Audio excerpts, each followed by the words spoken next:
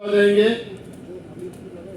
पंडाल छोटा पड़ गया, लेकिन आपकी हाजिरी से जहां हमारा हौसला अफजाई हुई है, वहीं पर आपकी जो वीर गाथाएं, जो आपने देश की सुरक्षा के लिए अपना जीवन जो आपने लगाया है ताउम्र, उसकी यादें भी ताजा हुई। उसके लिए आपको साधुवाद, आपका अभिनंदन, आपका स्वागत।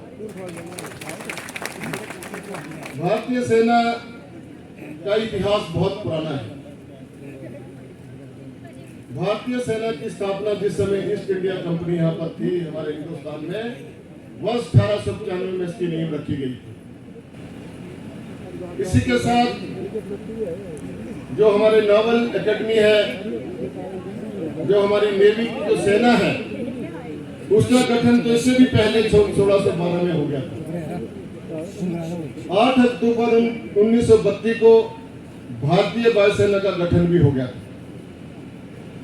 भारतीय सेना ने प्रथम और द्वितीय विश्व युद्ध में अपना लोहा मनवाया था। आजादी के बाद हमारे प्रथम आर्मी चीफ थे जो मिस्टर के.एम. करियप्पा बने।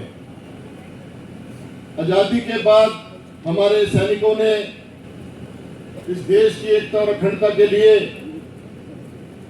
शहादतों पर लड़ाई करते हुए 1962 का युद्ध लड़ा, 1965 का युद्ध लड़ा, 1971 का युद्ध लड़ा और 1999 की जंग लड़ी।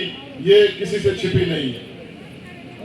हिमाचल प्रदेश एक छोटा सा पहाड़ी राज्य होने के नाते इस वीर भूमि का नाम इसको ऐसे ही नहीं दिया जाता। यहाँ के वीरों ने अपने देश की एकता और अखंडता के लिए दुश्मनों के दांत इकट्ठे किए और यही कारण है कि आज हमारे इस वीर भूमि को 3 परमवीर चक्र मिले हैं। मेजर सोमनाथ शर्मा, कैप्टन विक्रम बत्रा जी और राइफलमैन संजय कुमार जी। 4 बोल रहे हैं, सॉरी। धर्म सिंह थापा जी, जिन्होंने हमारे इस प्रदेश का नाम ऊंचा किया। नमन करता हूं उन माताओं को जिन्होंने अपनी कोख से ऐसे वीरों को जन्म दिया। आज हिमाचल प्रदेश में जैसा कि अभी कर्नल लगवाल जी ने कहा कि यहाँ पर 2.5 लाख के आसपास जो है हमारे सैनिक हैं, पूर्व सैनिक और वर्तमान सैनिकों को मिलाकर, और 923 वीर नारियां हैं और 36,731 मिलिट्री विडोज हैं। 1999 के कारगिल युद्ध में 52 रणबांकुरे शहीद हुए हिमाचल प्रदेश से, जिसमें हमारे अपने जिला हमीरपुर से ही 20 या 25 लोग जो है ये अपनी शहादतें दी उस कारगिल युद्ध में, पाकिस्तान के दांत इकट्ठे किए। ये कोई छोटी बात नहीं है। हम छोटे होते थे, उस समय सड़कें नहीं थी, पुल नहीं थे, परिवहन की व्यवस्था नहीं थी और उस समय कोई नौकरियां नहीं होती थी। सरकारी नौकरियों में लोग बहुत कम काम करने जाते थे, तो बाहर से सेना के अधिकारी आते थे, स्कूलों में कैंप लगाते थे, घर में माँ बाप को पता नहीं होता था और उनके बच्चे फौज में भी चले जाते थे। ये समय हमने भी देखा हुआ है। हम छोटे होते थे उस समय माँ बाप बहुत परेशान होते थे। दूरभाष व्यवस्था नहीं थी, केवल मात्र तार आती थी घर में, टेलीग्राम आती थी कि आपका बच्चा तो फौज में भर्ती हो गया है, वो चला गया पुणे में ट्रेनिंग के लिए। तो उस समय का जज्बा जो है, आज देश की जो सेना है, यही कारण है कि जो हमारे हिमाचल के जो रणबांकुरे हैं प्रथम पंक्ति में आकर अपनी शहादत देते हैं और अभी वर्तमान समय तक की शहादतें दे रहे हैं।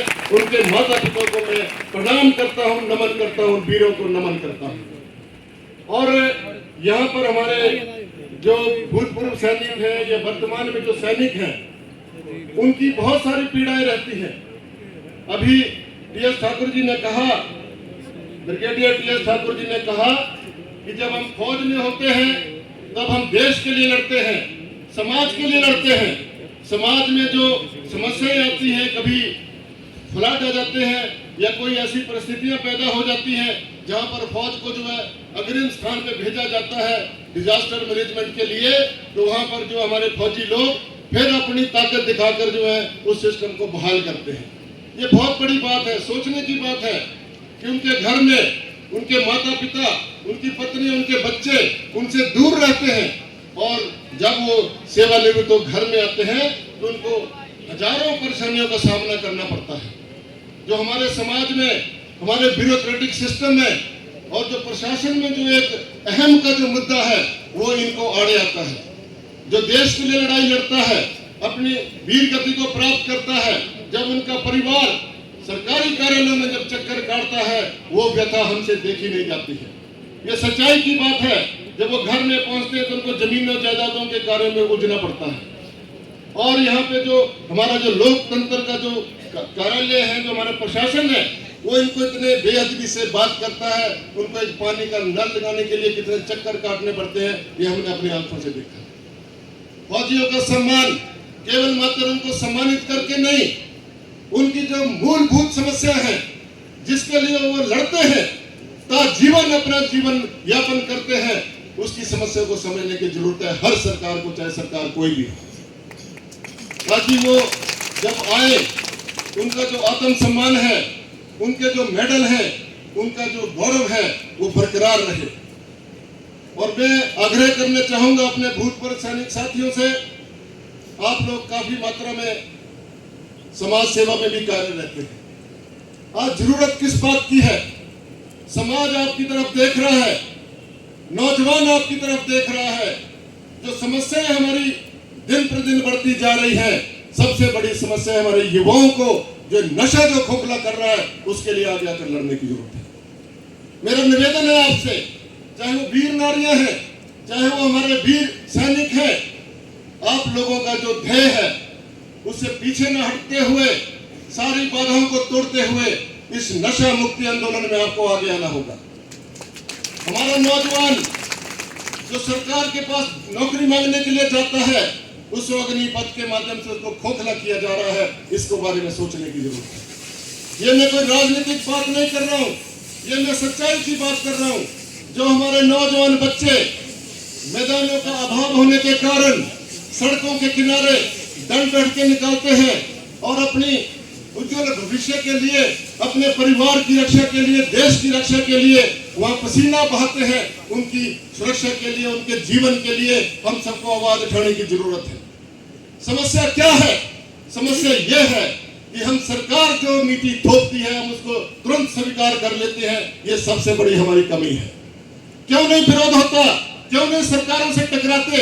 ये टकराने का वक्त है, आंदोलन का वक्त है कि हमारे बच्चों का, हमारे युवाओं का जो बेरोजगारी के कारण जो नशे में जा रहे हैं, डिप्रेशन में जा रहे हैं, आत्महत्याएं कर रहे हैं, उसके बारे में एक बैठकर चर्चा होनी चाहिए, उसके बारे में बात प्रतिवाद होना चाहिए, उसके बारे में सरकारों से मांग होनी चाहिए। ये मैं आप लोगों से कहना चाहता हूँ।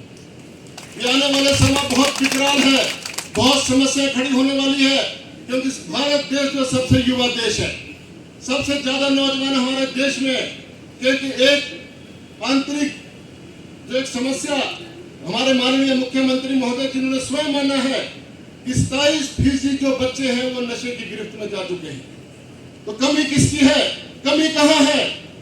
एक मुख्यमंत्री जो ये कहता है कि 27% लोग जो है, बच्चे जो है, नौजवान बच्चे वो नशे की गिरफ्त में है, तो सरकार क्या कर रही है? मुख्यमंत्री महोदय क्या कर रहे हैं? होम डिपार्टमेंट आपके पास है, क्यों नहीं उन नशाखोरों को पकड़ा जाता?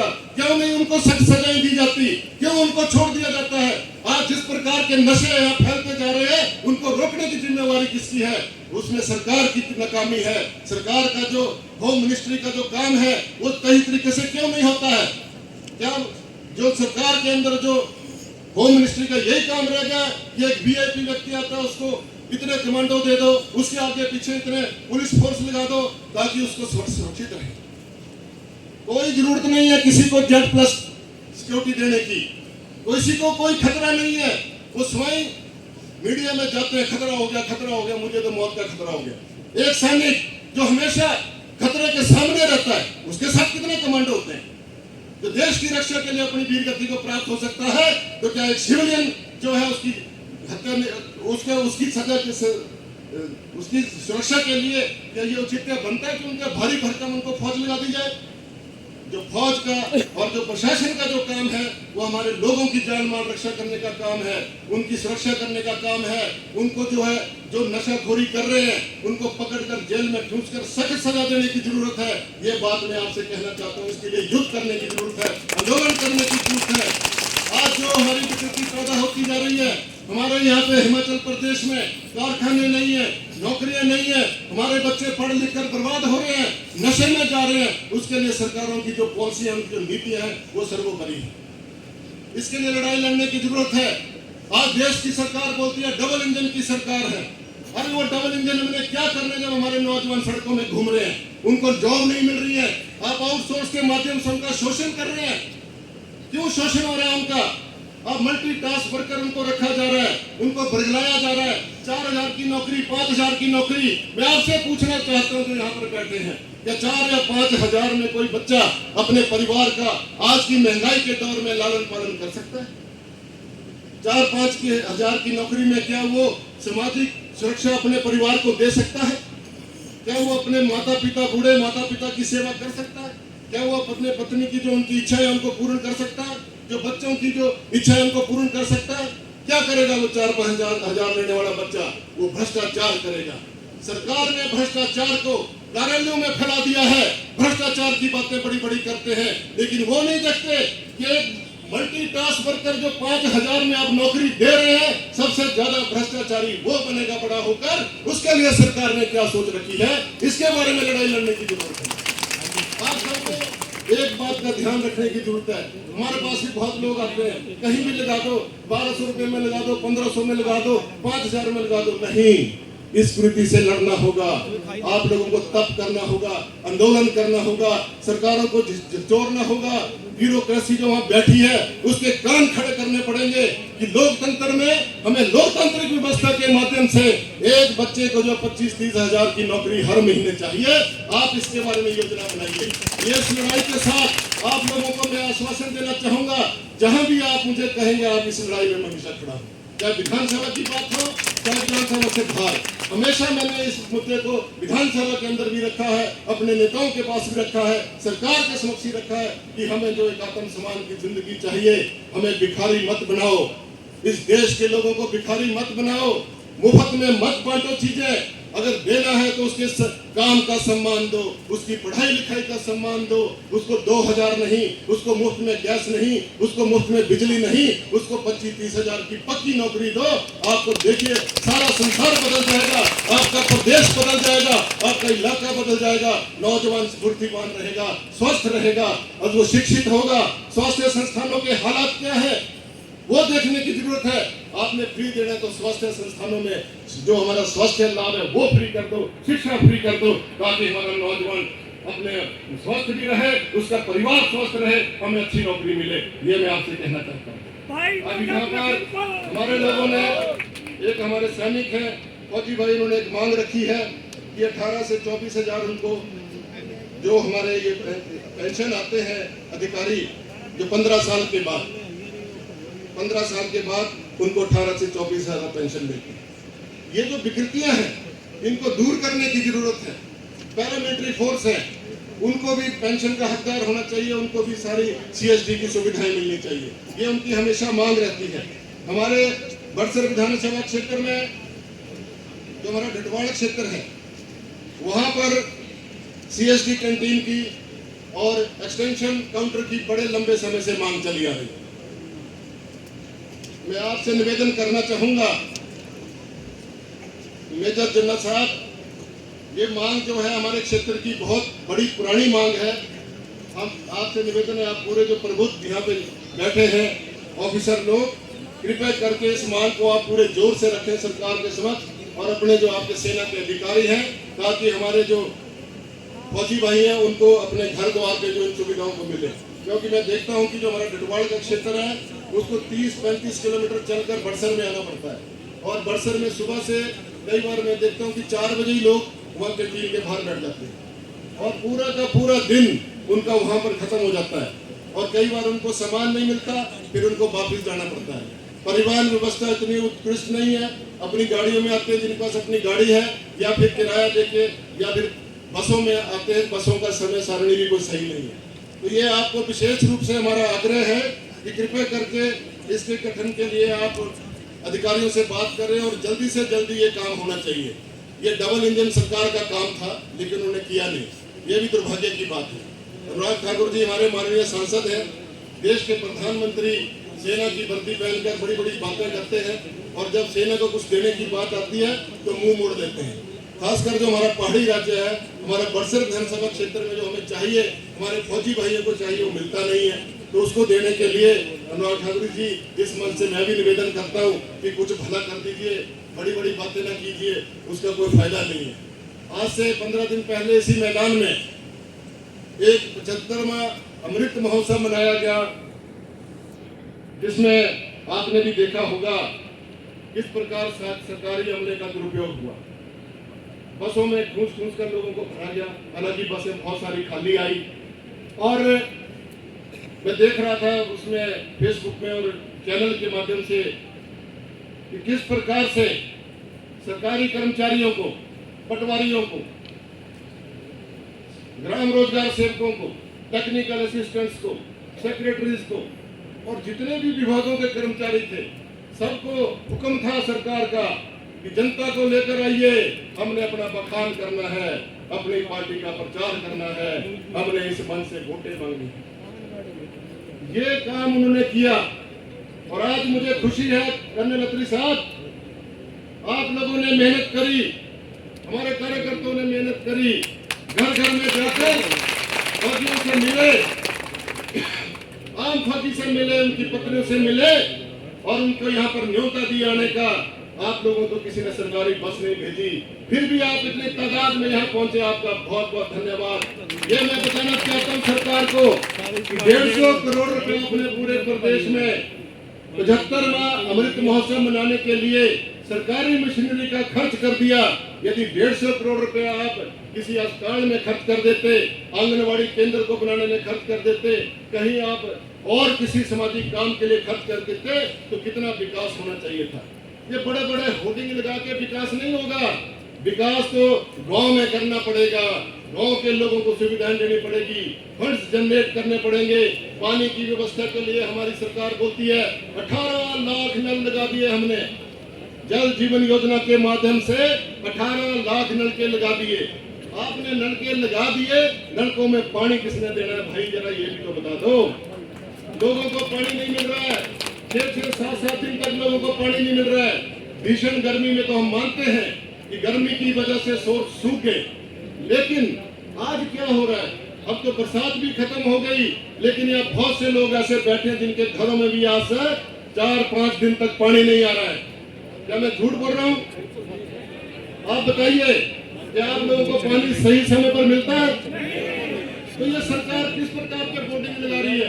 जल जीवन योजना, आपको ज्ञान होना चाहिए, 2300 करोड़ रुपए का घोटाला हुआ है ये नलके बिछाने में। 2300 करोड़ की पाइपें खरीदी गई। हम इसके विरोधी नहीं है, लेकिन सबसे पहले क्या होना चाहिए था, नए स्कीमें बननी चाहिए थी, पानी के सोर्स डेवलप होने चाहिए थे, उसके बाद आप नलके लगाते तब हम आपको शाबाशी देते।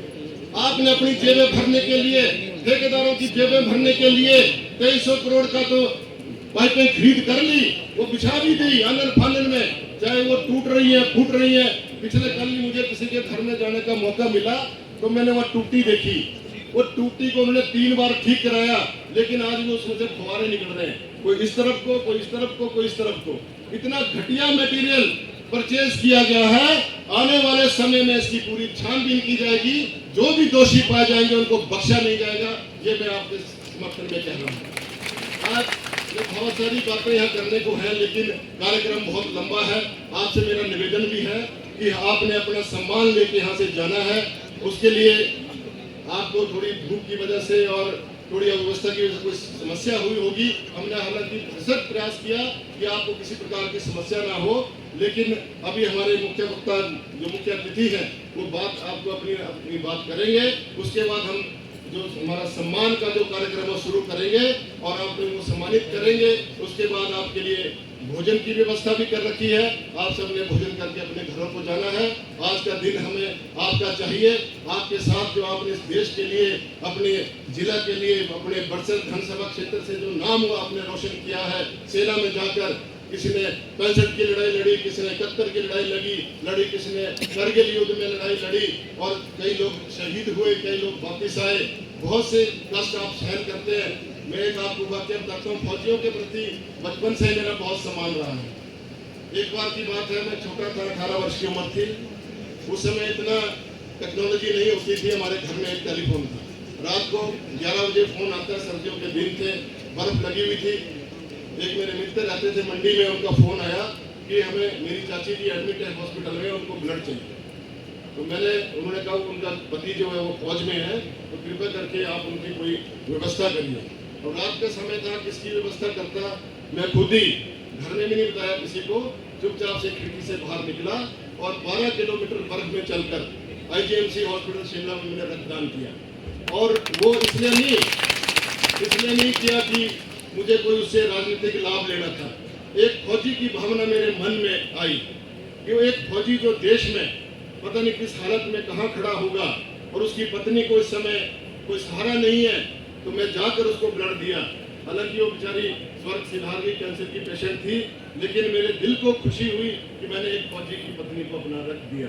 तो ये जो काम है समाज सेवा के, ये बात मैंने इसलिए कही कि हमें जागरूक रहना चाहिए। अपने जो सेना के जो लोग हैं, जो देश की रक्षा के लिए अपनी जान देने के लिए हमेशा तैयार रहते हैं, तो हम छोटे छोटे काम करके समाज में अपना नाम कैसे प्रतिष्ठित कर सकते हैं, इसके लिए सभी को आगे आना चाहिए।